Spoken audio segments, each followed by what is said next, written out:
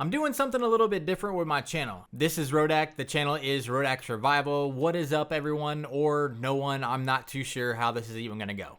But over the past few months, I've been addicted to this game called MX Bikes. And I don't remember exactly how I came across it, but I know I was on YouTube. I don't know if I saw a Lynn's video or a Trojan video or a Reaper Doc video or one of those guys' videos, and I saw it and I'm like, hey, this is pretty cool. These videos are pretty cool. But at the time, there was no way that I could play it. All I had is like this 6 or 7-year-old laptop that sounded like it should be on the set of Top Gun 2 because it sounded like a jet taken off of an aircraft carrier anytime I try to do anything on it. But after a few months of watching these videos, I was like, hey, I kind of want to get into this. The laptop might blow up, but I really want to try this game. Now, I do come from a little bit of a background. My dad raced motocross pretty much his whole life. I raced motocross pretty much my whole entire life. I stopped riding like 10 years ago or so just because I got injured and I was like, hey, I got to go to work on Mondays. I cannot afford these surgeries.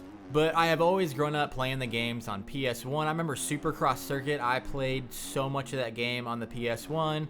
Then you got the MX versus ATV games, Reflex, Alive. I played over 500 races in MX online tournaments back in the day. I was considered the #1 first-person player back in Alive in the whole entire world. Just a little humble brag there, but yes, I actually was even an admin on the site of the MX Online tournaments back in the day. But those are always the arcadey games. I had never really been into the simulator-esque kind of scene. I played maybe 10 to 15 hours of MX Simulator back in 2020 whenever COVID was going on, but the laptop was even terrible then, and I just got too frustrated with the game and was just too busy with other stuff. So fast forward a couple months, I think it's April, May, somewhere around there. I end up going to Steam and I get MX Bikes. And from the first hour to 10 hours I was playing this game, I was already addicted to it.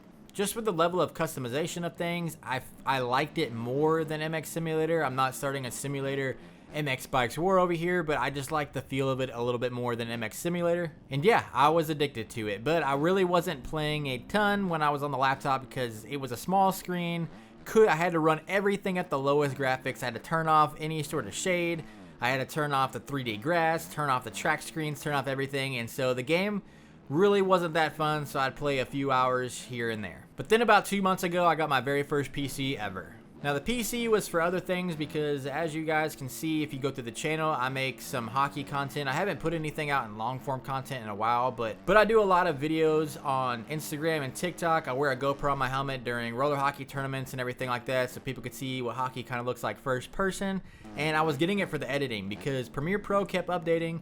My laptop was super old, and just making a 30-second Instagram clip, my Premiere Pro would literally crash like 4 or 5 times sometimes during just trying to edit a 30-second video. So finally, after 32 years on this earth, I had a PC.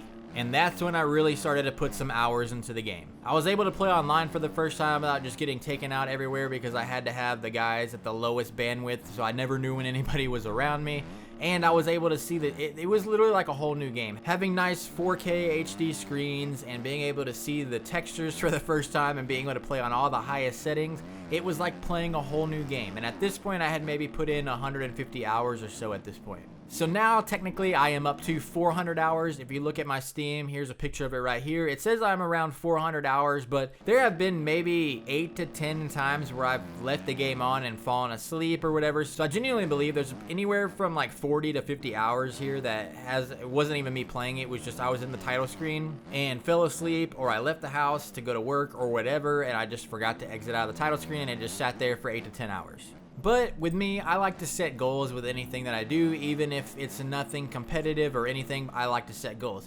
In this case, it is competitive because watching the pro races, that seems like a lot of fun. Granted, it looks like it's very frustrating as well because the physics and the netcode in this game is not great at all. Your whole race could be determined in literally the first corner and the second corner, and you could just be 30 seconds back right off the bat. But for me, I wanted to set myself a challenge. So I am here right now with let's say realistically at 350 hours.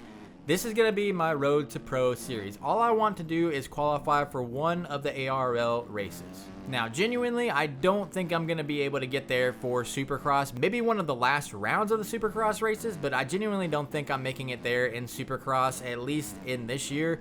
My best bet would be to make it in one of the outdoor nationals. So that is what we're going to be here to do. I'm going to try to post daily. If not daily, then try to post every other day. but just practicing, getting in online races, trying out different bikes, trying out different settings. If we build a little community over here and get comments, just trying different things from the community and seeing if we can qualify for an ARL race. And I want to bring you guys along for the ride. Now, I do have a question. I have been riding the 450 a lot because I just seem to enjoy the 450 more. If you guys are in the scene or anything like that, as far as like the ARL online racing, do you have to start on a 250 first before you can go to 450? Do I need to be focused on the 250 more than the 450? I'm just asking a few questions here. I'm not too sure because I would hate to just practice all my time on the 450 and then have to qualify on a 250 first before you can go jump up a class. I'm not sure how it works. I'm asking you guys. If anyone could let me know, that'd be great. So that is basically the intro to the channel and the intro to the series of what I want to accomplish and what I want to kind of get out of this. With all the videos moving forward, it's going to be where I am at that point, where I'm at in my progress. It's all going to be basically same day or the day after, so you're going to see where I'm at that exact moment. And like I said, it'd be fun to grow a little community over here, to be able to share tips with each other, maybe start a Discord, be able to learn new things, be able to jump in some private lobbies and ride around with people and just meet other people and get better at the game together. So yeah, look forward to that. On the next video, I'm going to do a few laps on a supercross track from last year's ARL series, a few laps on a national track, both on 250 and 450, so you guys can see where I'm at. Give me any sort of tips you can see. I will also share my setups if you want to see those. But yeah, that's it. Road to Pro. Let's see if we can qualify for an ARL race in 2025. Nothing else really to say here other than let's get to work.